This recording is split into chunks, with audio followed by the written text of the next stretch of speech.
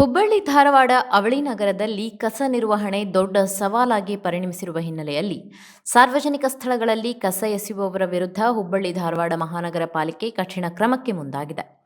ಈ ಹಿನ್ನೆಲೆಯಲ್ಲಿ ರಸ್ತೆ ಬದಿ, ಖಾಲಿ ಜಾಗ ಹಾಗೂ ಸಾರ್ವಜನಿಕ ಪ್ರದೇಶಗಳಲ್ಲಿ ಕಸ ಎಸೆದು ಪರಿಸರ ಹಾನಿ ಮಾಡುತ್ತಿರುವವರನ್ನು ಗುರುತಿಸಿ ಅವರು ಎಸೆದ ಕಸವನ್ನೇ ಅವರ ಮನೆ ಬಾಗಿಲಿಗೆ ತಂದು ಸುರಿಯುವ ವಿನೂತನ ಅಭಿಯಾನವನ್ನು ಪಾಲಿಕೆ ಆರಂಭಿಸಿದೆ. ಈ ಕ್ರಮದಡಿ ಈಗಾಗಲೇ ಧಾರವಾಡದಲ್ಲಿ 4 ನಿವಾಸಿಗಳ ಮನೆ ಎದುರು ಕಸ ಸುರಿದು ಸುಮಾರು 16,000 ರೂಪಾಯಿ ದಂಡ ವಿಧಿಸಿ ಎಚ್ಚರಿಕೆ ನೀಡಲಾಗಿದೆ. ಸಾರ್ವಜನಿಕರಿಂದ ದೊರೆಯುವ ಮಾಹಿತಿ, ಕಸದಲ್ಲಿ ಸಿಗುವ ದಾಖಲೆಗಳು ಹಾಗೂ ಸಿಸಿಟಿವಿ ದೃಶ್ಯಾವಳಿಗಳ ಆಧಾರದ ಮೇಲೆ ತಪ್ಪಿತಸ್ಥರನ್ನ ಗುರುತಿಸಲಾಗುತ್ತಿದೆ. ಮನೆ ನಿರ್ಮಾಣ, ತ್ಯಾಜ್ಯ ಸೇರಿದಂತೆ ವಿವಿಧ ರೀತಿಯ ಕಸವನ್ನ ರಸ್ತೆ ಬದಿಯಲ್ಲಿ ಸುರಿಯುವವರ ವಿರುದ್ಧವೂ ಕಠಿಣ ಕ್ರಮ ಕೈಗೊಳ್ಳಲಾಗುತ್ತಿದೆ ಎಂದು ಪಾಲಿಕೆ ತಿಳಿಸಿದೆ.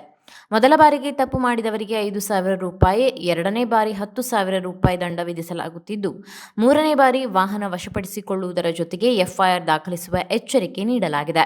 ನಗರದ ವಿವಿಧ ಭಾಗಗಳಲ್ಲಿ ಅಳವಡಿಸಲಾಗಿರುವ 114 ಸಿಸಿಟಿವಿ ಕ್ಯಾಮೆರಾಗಳ ಮೂಲಕ ನಿರಂತರ ನಿಗಾ ವಹಿಸಲಾಗುತ್ತಿದ್ದು, ಹಸಿ ಕಸ, ಒಣ ಕಸ, ಸ್ಯಾನಿಟರಿ ಹಾಗೂ ವಿಶೇಷ ತ್ಯಾಜ್ಯವನ್ನ ಪ್ರತ್ಯೇಕವಾಗಿ ವಿಂಗಡಿಸಿ ನೀಡುವುದು ಕಡ್ಡಾಯವಾಗಿದೆ.